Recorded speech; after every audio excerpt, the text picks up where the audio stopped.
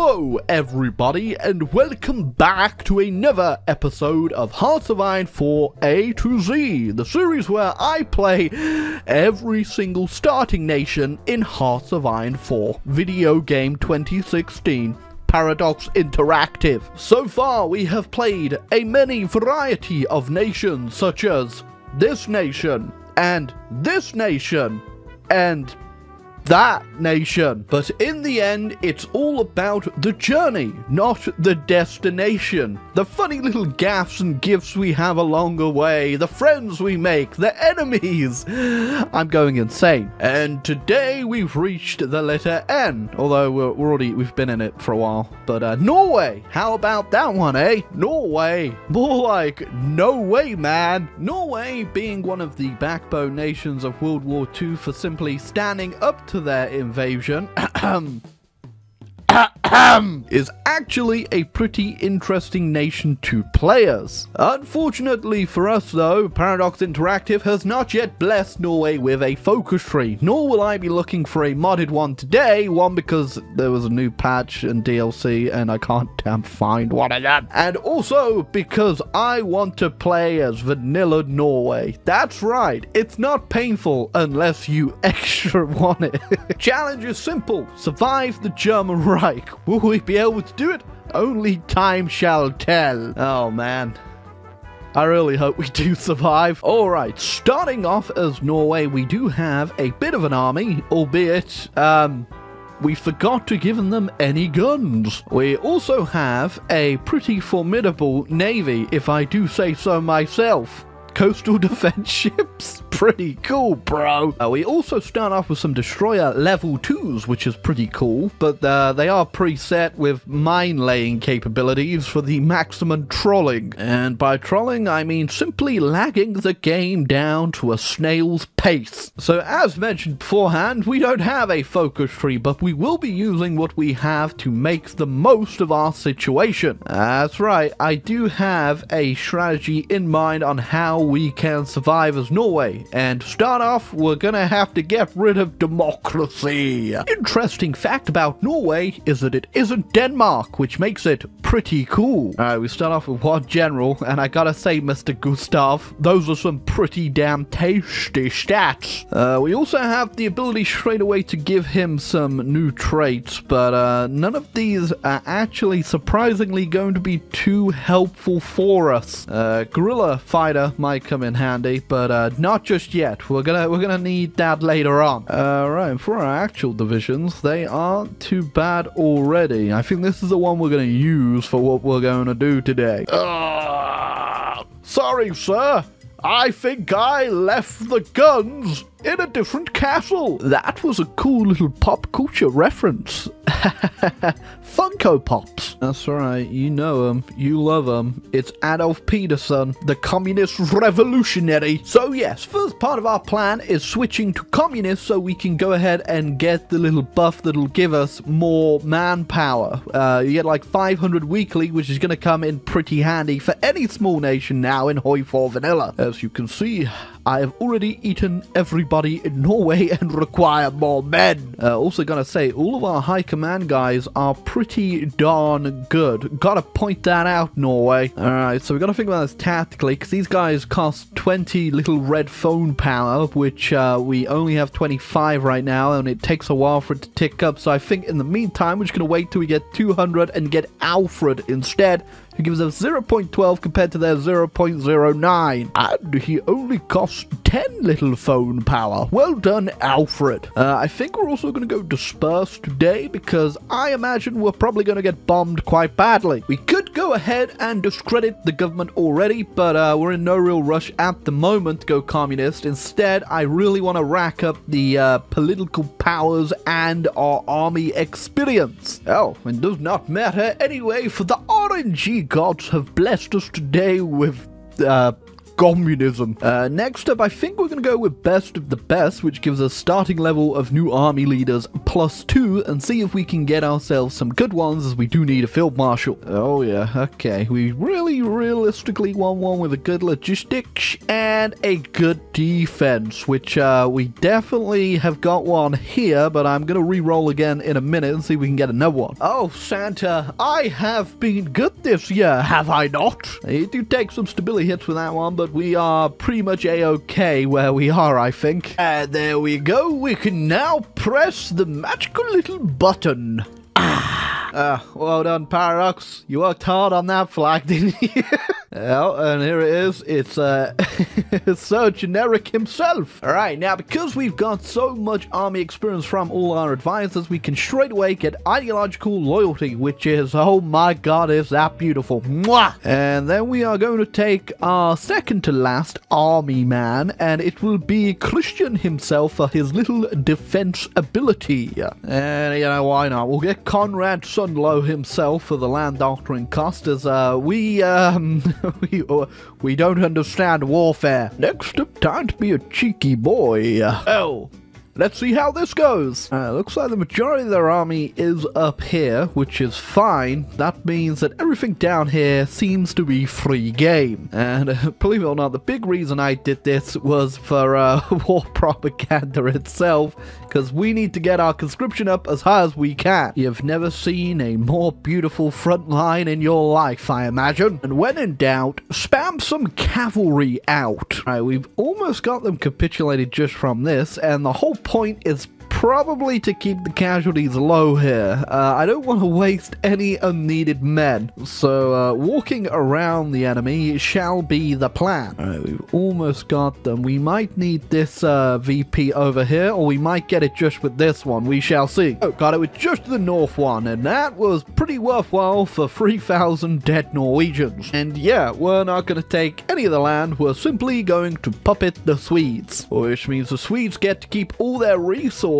and we get to trade for them for very cheap, and there are quite a lot of resources here if we do need them. Alright, so we went with this good fella for our field marshal, and that's simply because he immediately has defensive doctrine, which we are going to take. So now it's 1938, we have our Swedish puppet, and I think we're in a very good spot to defend against the Germans. We obviously won't be calling our Swedish puppet into the war with us, just because they're going to be way more beneficial for us to simply not be in it. Again, the whole point of this was to survive, not to beat the Germans, and I think we have a very good shot here. Another really helpful thing is, because we have the vanilla Hoi tree, we do actually have our land doctrine bonuses still, which are coming in very handy, as we are already making it our way pretty far down. And yeah, that's pretty cool. Now we filled up our units with all the manpower they need. We are just getting all that beautiful ticking manpower. Look at it go up. Come to communist Norway, everybody. We have well, we don't have anything really at the moment. We got mountains! And yeah, if we really want to, we can also use the Swedish manpower by simply copying one of their divisions, making it one we want to build, and then simply, you know, building it. That's probably what we are going to do for a few more divisions, and we'll put the Swedes on the front line. Yeah, I think this is what we're going to rock with for the Swedish ones. This artillery I don't really need, since all of my units are pretty defensive, so it might come in handy to have some offensive troops, but we'll see what these guys will turn up doing. But for now, we're just going to whack all our artillery in the Swedes.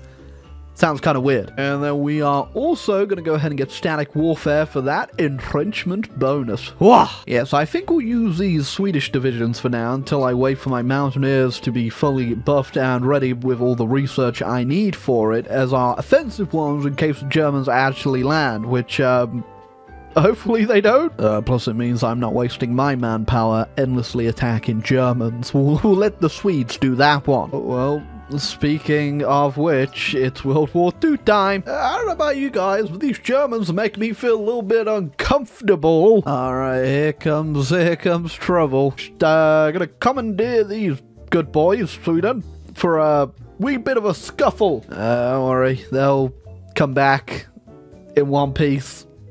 Wink. And I think I might join the Allies. I don't really want their troops in my land, but I guess their planes could come in handy, so sure. Well done, Denmark. Really put you back into that one, eh? And we're not going to go straight to adult serve. I think we're going to go to just service by requirement for now, and get a couple more units out.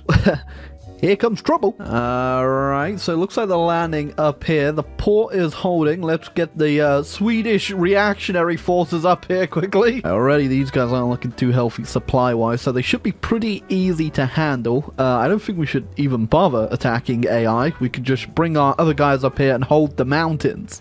That's a bit rude. Oh yeah, these guys are not in for a very good time. Alright, we'll see if they're brave enough to send another invasion after that one. Alright, the Italians gave it a shot. They actually landed because I didn't realize the AI had actually moved my troops off the port. That was a bit of a problem. Also, the Swedes took their units back, I noticed. I think they do that when you leave or join a faction, so you guys get back to defending my ports, please. But this one didn't go too well again for them. Although, surprisingly, the Italians managed to get a more competent invasion off than the Germans. That's fine. You can join your German brethren in hell. Oh, and speaking of which, just on time, here they are. Okay, there's another naval invasion dealt with. Might have to get these guys off the automated defense, because every time they do, they just run from the ports. Oh my god, I didn't realize these guys are dying up here. But yeah, every time they do, they run from the ports and start attacking them. And these are mountains. These aren't for attacking everyone. You gotta stop doing that. Oh, gotta say, being the #1 allied contributor to the casualties of the German Reich does feel pretty damn good. Wow, that's a early Barbarossa there, Germany. I guess they got fed up of naval invading me. We could go ahead and join the Soviets, but no. I think Norway stands alone this game. Oh, did I say they're fed up? They are not fed up at all. They're still going at it. Not too sure if this early Barbarossa is going to be in our favor or not, honestly. The Soviets might still be eating rocks quite badly. Well, speaking of eating rocks, the German invasion just on time. I'm just out here crushing invasion after invasion, and the Soviet door, well, there ain't no Soviet door to kick down. Oh, here we go. I sent an attaché to see what's going on over here, and it's not looking too damn pretty. Although, our saving grace might just be round the corner in the form of an allied competent invasion. Alright, this might be a complete waste and a failure, but we're going to naval invade the Germans. That unsurprisingly did not go too well. I landed down here. Didn't get the port and then just ran up here, and we are now on our final stand. We do have the ports and the strait, which means we are supplied, and I'm just gonna try hold it for as long as I physically can. Yeah, we've definitely made a bit of a stalemate here. I can't push across this crossing, they can't push in. I deployed more of my epic Swedish divisions, which are doing okay here, and I'm just kind of hoping the Allies keep pushing, and yeah, they are still naval invading me. Oh, I just realized I got 320k manpower. I didn't even that's so much. Oh, well, yeah, that might do something. Oh, we may just make a breakthrough here. Usually when I attempt to make one, they just rush more divisions in, but it looks like we're okay, but they got beaten out the Netherlands, but the southern push might save us. Wait, yep, just found all the divisions. Why are you all up here? Well, the whole point I opened this front up was to keep some troops occupied, but apparently I'm not worth much to the Germans, eh? So this might be the best plan we can have, or the worst one, depending on how things go here. So the Germans are down to a whopping 200 divisions, which is still pretty low for this point, but we have killed loads of them, and they have taken a lot of casualties from the Soviets. I've almost killed 1 million of them too. Yeesh. Okay, we are #1, just not technically. I'm not going to push any further than this right now. Just going to watch as the Allies roll over them completely. Surprisingly, they are still holding on in the east, though, which is just, I don't even get how. Oh, there you go. Germans just capitulated, and that's the war. we did it. Yeah, I don't think I'm gonna take anything here. I don't think it's even worth me taking anything realistically, but yeah, sure, why not? I'll take a few provinces. There you go, the Norwegian-German occupation zone. And there you go, we did it. Oh my god, what the hell? Alright, yeah, that was a pretty fun game. It's always nice to do a defensive game, and we did that quite nicely, I gotta say. And yeah, we didn't really take any land in the peace still. We did get these 2 little provinces, but that wasn't really the point. The whole point was just seeing if we could beat back the German horde, and boy, we did. They let them keep Alsace-Lorraine. Are you kidding me? Alright, but I hope you enjoyed this episode of Hoi4 A2Z. If you did, leave a like, hit the subscribe button down below for more, and I'll catch you on next episode where we're going to Oman.